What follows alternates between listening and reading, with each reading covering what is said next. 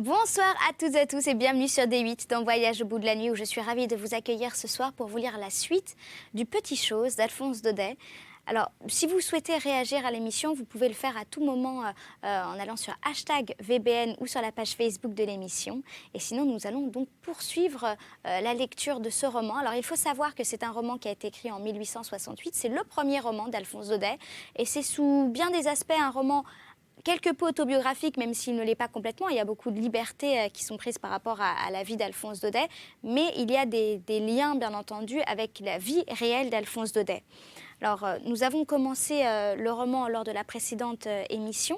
L'histoire nous plonge en fait donc, dans la vie de la famille Essette, qui habite à la base donc, une petite ville de province dans le Midi, qui se débrouille à peu près donc, pour subvenir à ses besoins. Le père étant plutôt un riche industriel, et donc il arrive, tant bien que mal, normalement, à subvenir à ses besoins, jusqu'au jour où il essuie un revers de fortune. Alors avec lui vivent bien entendu son épouse, sa femme donc, et ses fils Daniel et Jacques. D'ailleurs, le petit Chose, c'est le petit Daniel, c'est le petit dernier de la famille.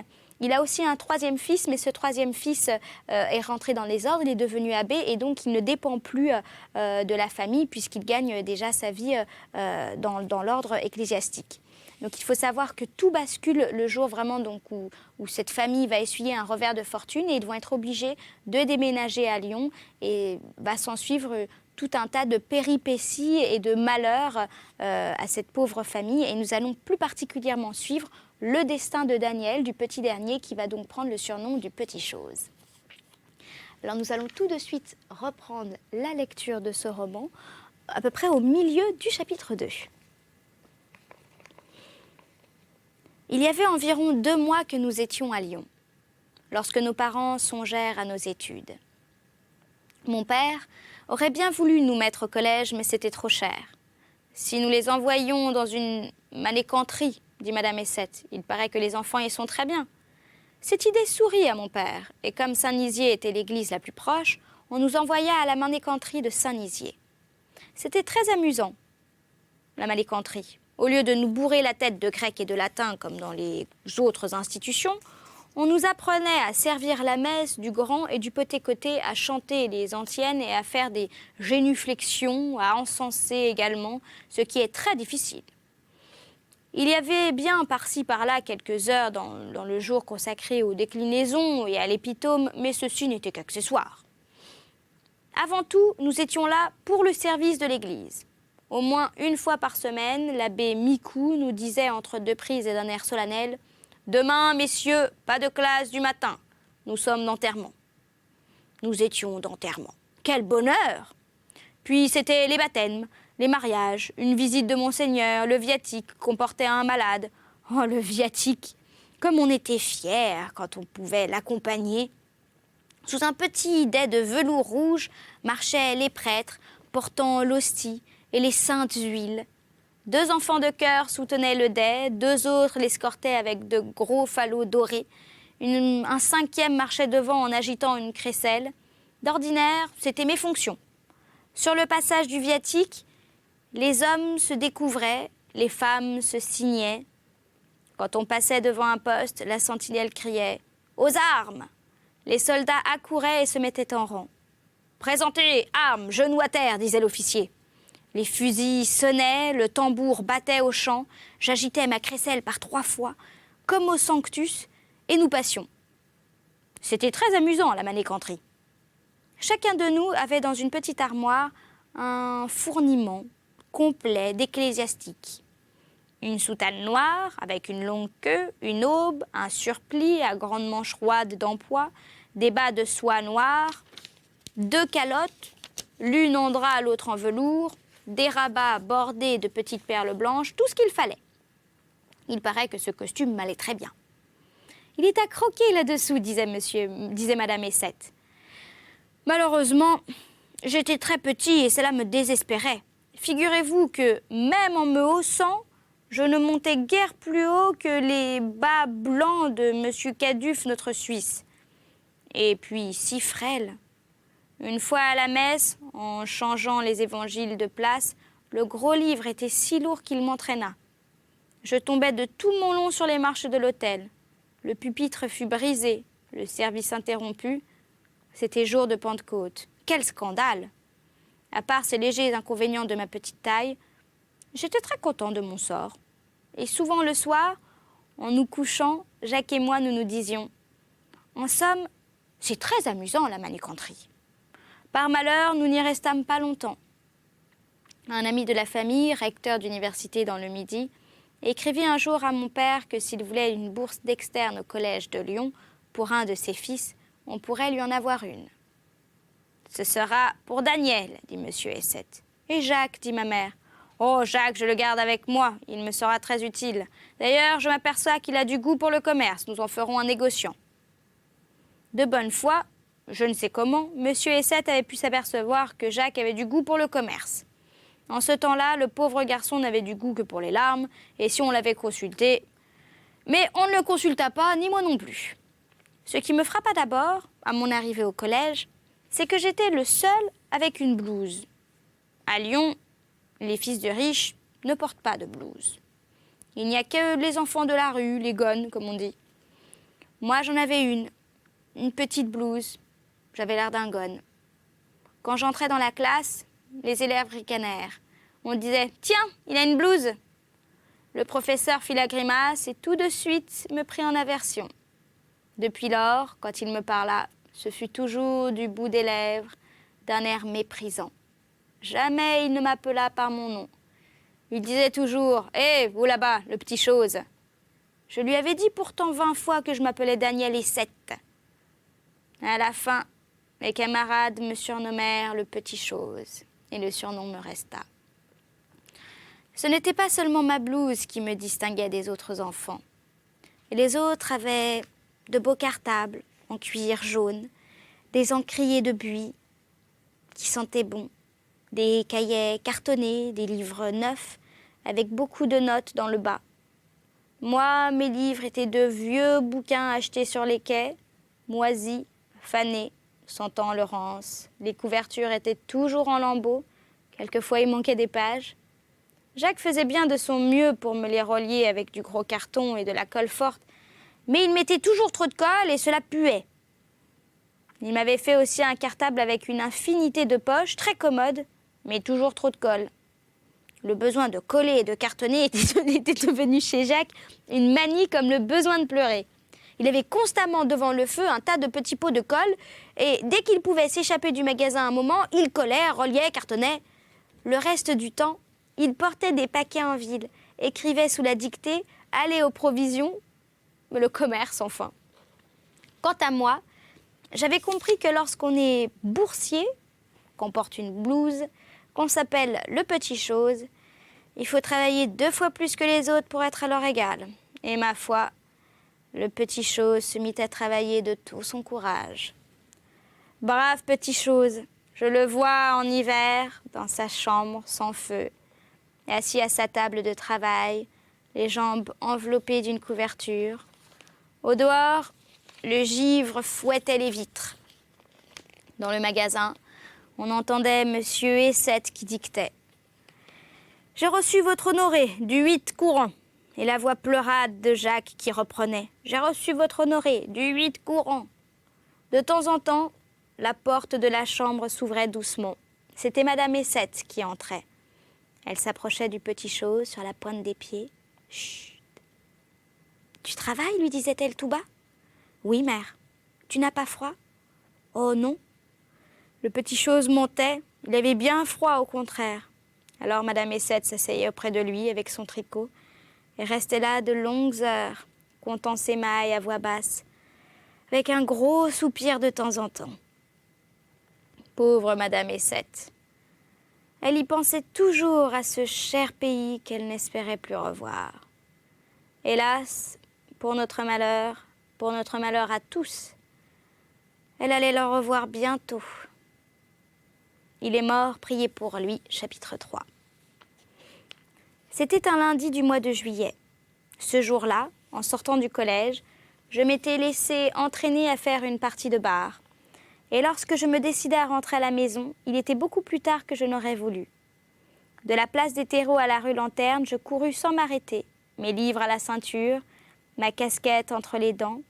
Toutefois, comme j'avais une peur effroyable de mon père, je repris haleine 1 minute dans l'escalier, juste le temps d'inventer une histoire pour expliquer mon retard. Sur quoi, je sonnai bravement. Ce fut Monsieur Essette lui-même qui vint m'ouvrir. « Comme tu viens tard, me dit-il. » Je commençais à débiter mon mensonge en tremblant, mais le cher homme ne me laissa pas achever et m'attirant sur sa poitrine, il m'embrassa longuement et silencieusement. Moi qui m'attendais pour le moins à une verte semonce, cet accueil me surprit. Ma première idée fut que nous avions le curé de Saint-Nizier à dîner. Je savais par expérience qu'on ne nous comptait jamais ces jours-là. Mais en entrant dans la salle à manger, je vis tout de suite que je m'étais trompée. Il n'y avait que 2 couverts sur la table, celui de mon père et le mien. « Et ma mère et Jacques ?» demandai-je étonnée. « Madame Essette, Monsieur Essette, me répondit d'une voix douce qui ne lui était pas habituelle. Ta mère et Jacques sont partis, Daniel. Ton frère l'abbé est bien malade. » Puis, voyant que j'étais devenue tout pâle, il ajouta presque gaiement pour me rassurer. « Quand je dis bien malade, c'est une façon de parler. On nous a écrit que l'abbé était au lit. Tu connais ta mère. Elle a voulu partir et je lui ai donné Jacques pour l'accompagner. En somme, ce ne sera rien. Mais maintenant, mets-toi là et mangeons. Je meurs de faim. » Je m'attablai sans rien dire, mais j'avais le cœur serré et toutes les peines du monde à retenir mes larmes, en pensant que mon grand frère l'abbé était bien malade. Nous dînâmes tristement, en face l'un de l'autre, sans parler. Monsieur Essette mangeait vite, buvait à grands coups, puis s'arrêtait subitement et songeait. Pour moi, immobile, au bout de la table et comme frappée de stupeur, je me rappelais les belles histoires que l'abbé me contait lorsqu'il venait à la fabrique. Je le voyais retroussant bravement sa soutane pour franchir les bassins. Je me souvenais aussi du jour de sa première messe, où toute la famille assistait. Comme il était beau lorsqu'il se tournait vers nous, les bras ouverts, disant « Dominus vobiscum », d'une voix si douce que Madame Essette en pleurait de joie. Maintenant, je me le figurais là-bas, couché, malade. Bien malade, quelque chose me le disait. Et ce qui redoublait mon chagrin de le voir ainsi, c'est une voix que j'entendais me crier au fond de mon cœur. « Dieu te punit, c'est ta faute. Il fallait rentrer tout droit, il ne fallait pas mentir. » Et plein de cette effroyable pensée que Dieu, pour le punir, allait faire mourir son frère, le petit Chose se désespérait en lui-même, disant « Jamais, non jamais, je ne jouerai plus au bar en sortant du collège. » Le repas terminé, on alluma la lampe. À la veillée commença. Sur la nappe, au milieu des débris du dessert, Monsieur Essette avait posé ses gros livres de commerce et faisait ses comptes à voix haute. Finet, le chat des Babarottes, miaulait tristement en rôdant autour de la table. Moi, j'avais ouvert la fenêtre et je m'y étais accoudée. Il faisait nuit, l'air était lourd. On entendait les gens d'en bas rire et causer devant leur porte et les tambours du fort Loyasse battre dans le lointain. J'étais là depuis quelques instants, pensant à des choses tristes et regardant vaguement dans la nuit, quand un violent coup de sonnette m'arracha de ma croisée.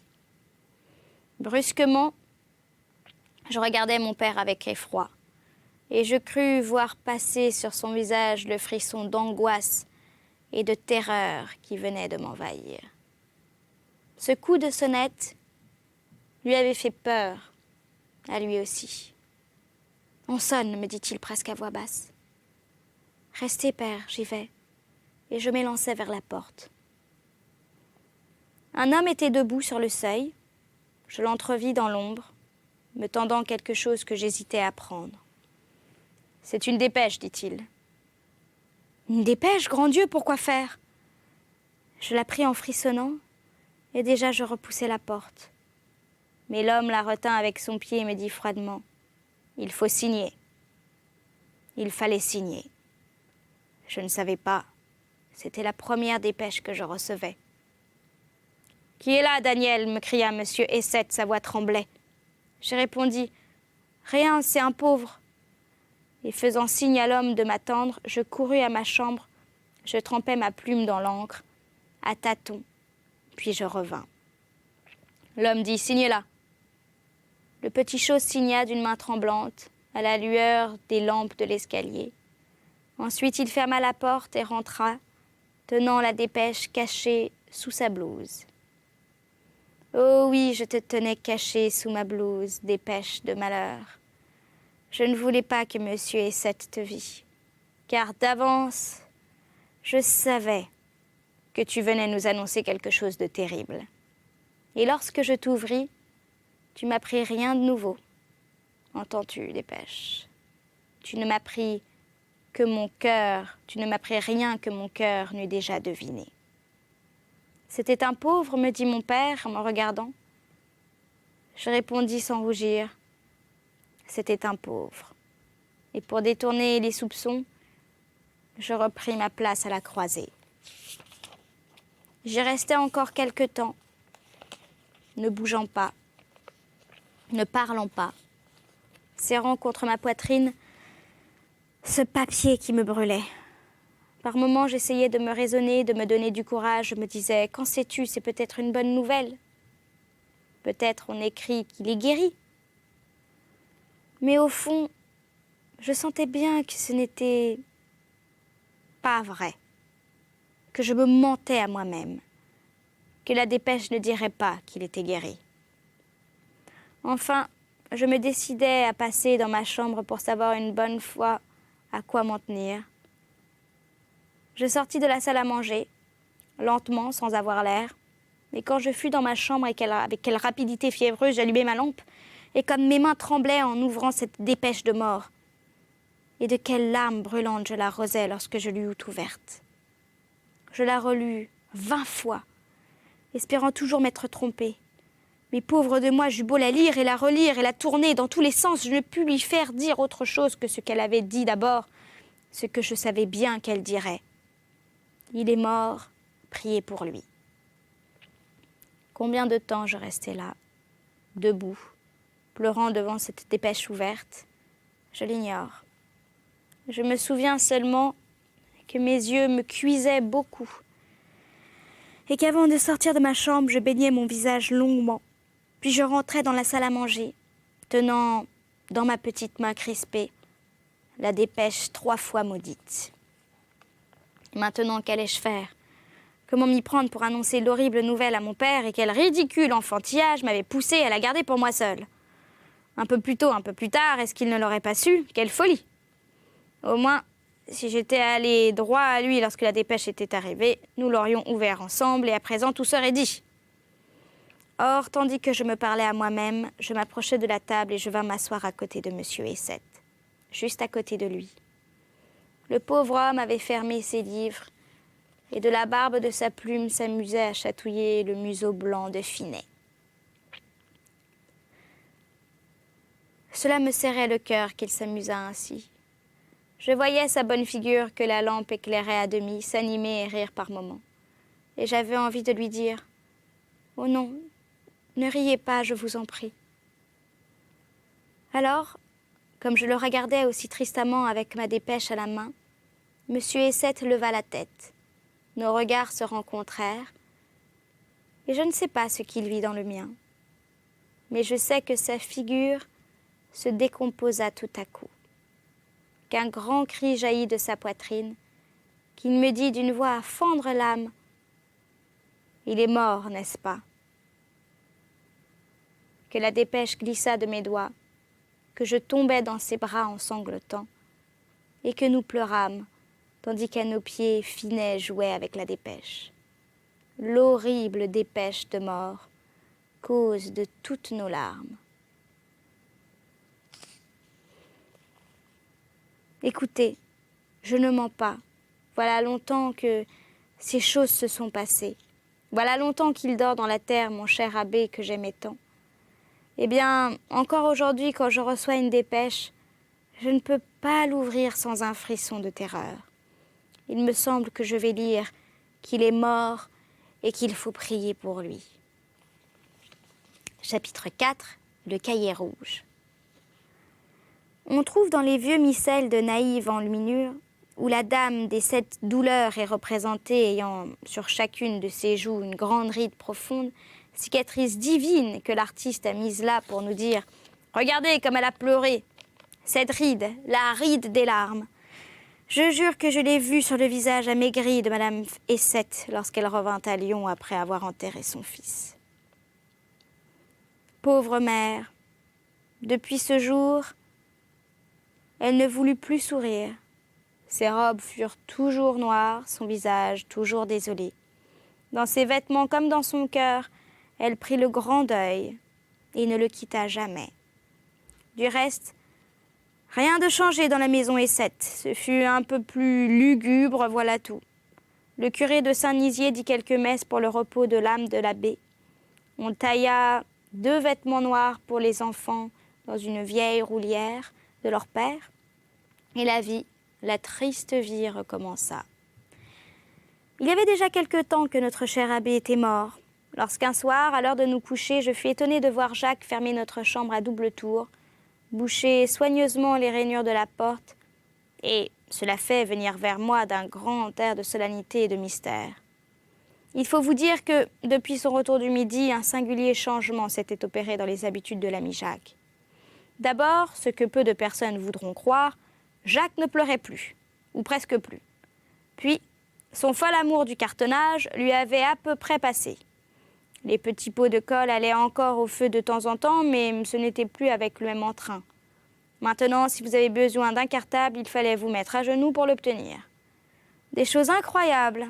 Un carton à chapeau que Madame Essette avait commandé était sur le chantier depuis 8 jours. À la maison, on ne s'apercevait de rien, mais moi je voyais bien que Jacques avait quelque chose. Plusieurs fois, je l'avais surpris dans le magasin, parlant seul et faisant des gestes. La nuit, il ne dormait pas. Je l'entendais marmotter entre ses dents, puis subitement sauter au bas du lit et marcher à grands pas dans la chambre. Tout cela n'était pas naturel et me faisait peur quand j'y songeais. Il me semblait que Jacques allait devenir fou. Ce soir-là, quand je le vis fermer à double tour la porte de notre chambre, cette idée de folie me revint dans la tête et j'eus un mouvement d'effroi. Mon pauvre Jacques, lui ne s'en aperçut pas et prenant gravement une de mes mains dans les siennes, « Daniel, me dit-il, je vais te confier quelque chose, mais il me faut jurer que tu n'en parleras jamais. » Je compris tout de suite que Jacques n'était pas fou. Je répondis sans hésiter, « Je te le jure, Jacques. » « Eh bien, tu ne sais pas, hein ? Chut. Je fais un poème, un grand poème. »« Un poème, Jacques ? Tu fais un poème, toi ?»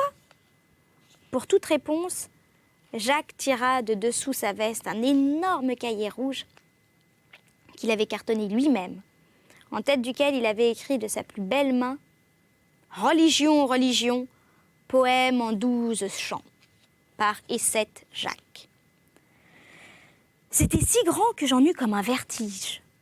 Comprenez-vous cela ? Jacques, mon frère Jacques, un enfant de 13 ans, le Jacques des sanglots et des petits pots de colle, faisait « Religion, religion, poème en 12 chants. » Et personne ne s'en doutait. Et on continuait à l'envoyer chez les marchands d'herbes avec un panier sous le bras. Et son père lui criait plus que jamais « Jacques, tu es un âne !» Oh, pauvre cher Essette Jacques, comme je vous aurais sauté au cou de bon cœur si j'avais osé. Mais je n'osais pas. Songez donc, religion, religion, poème en 12 chants. Pourtant, la vérité m'oblige à dire que ce poème en 12 chants était loin d'être terminé. Je crois même qu'il n'y avait encore de fait que les 4 premiers vers du premier chant. Mais vous savez, en ces sortes d'ouvrages, la mise en train est toujours ce qu'il y a de plus difficile. Et comme disait Essette, Jacques, avec beaucoup de raison, maintenant que j'ai mes 4 premiers vers, le reste n'est rien. Ce n'est qu'une affaire de temps. Ce reste qui n'était rien, enfin qu'une affaire de temps, jamais Jacques n'ont pu venir à bout. Que voulez-vous? Les poèmes ont leur destinée.